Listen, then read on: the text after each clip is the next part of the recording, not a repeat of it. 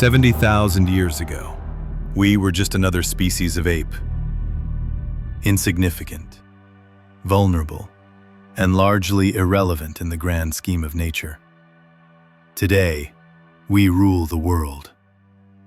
But how did we get here? This is Sapiens, a brief history of humankind, by Yuval Noah Harari. A story not just of history, but of meaning, myth, power, and possibility. Part 1. The Cognitive Revolution.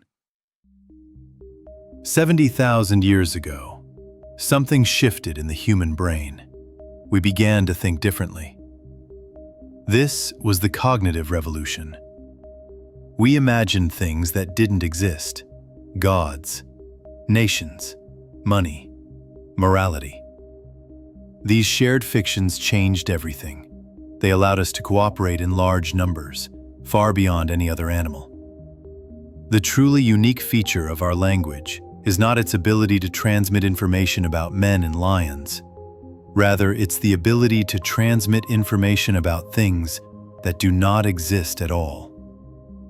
While a chimpanzee can bond with 50 others, humans can cooperate in the millions, as long as they believe the same story.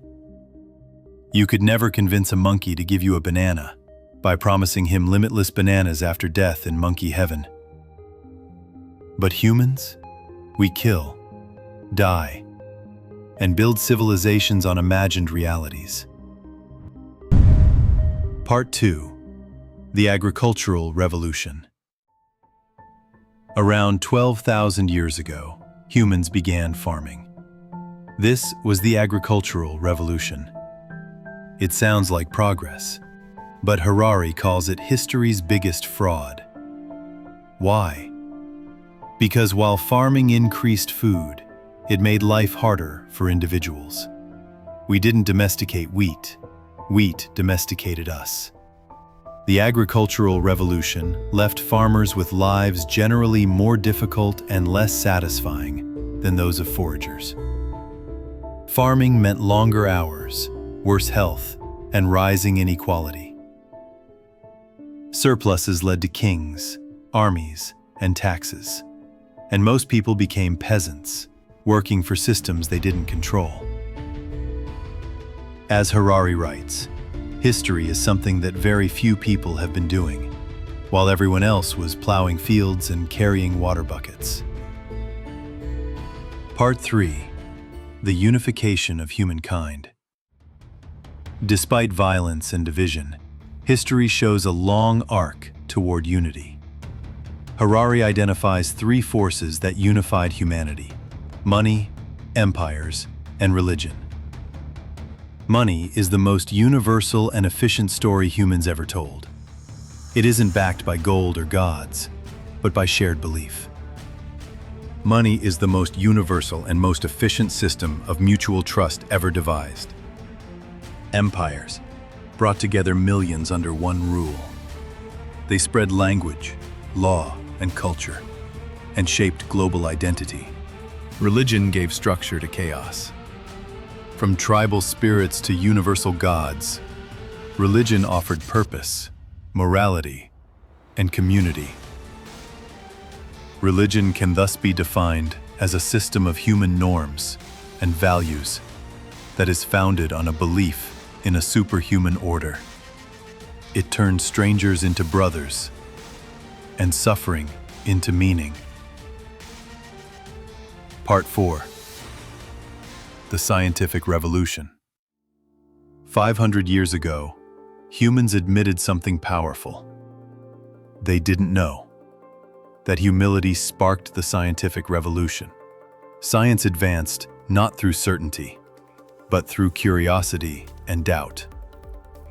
Modern science is based on the Latin injunction, ignoramus, we do not know. From Galileo to Google, we unlocked knowledge about the universe, the body, and the mind. But science didn't act alone. It joined forces with capitalism. Capitalism runs on belief in the future. Banks lend based on faith in growth. And if enough people believe in a better tomorrow, that future becomes reality.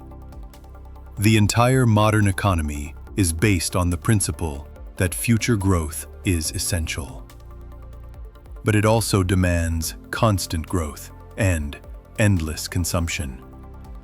Modern economies are fueled not just by production, but by desire. Part 5. Industrial and Technological Revolutions. Then came machines, factories, engines, electricity. The Industrial Revolution changed everything. It turned farmers into workers, and workers into consumers. We conquered famine, plague, and war. But Harari asks, are we happier? Nothing in the comfortable lives of the urban middle class can approach the wild excitement and sheer joy experienced by foragers.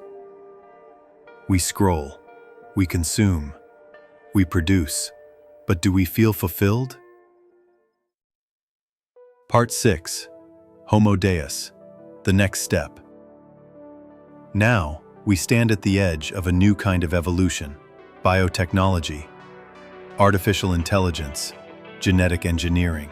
We are designing life itself. From Homo sapiens to Homo Deus. The replacement of natural selection by intelligent design could happen in the next century. We are no longer shaped by natural selection. We are becoming creators. But creators with the minds of apes and the emotions of children. The question is no longer, what are we? Now we must ask, what do we want to become? Final reflection. Sapiens is more than a history book. It is a mirror, a meditation, a warning. We built myths that built empires. Now we hold tools that can reshape life itself. But in our race toward the future, we must stop and ask, can we master ourselves before we master everything else? Thank you.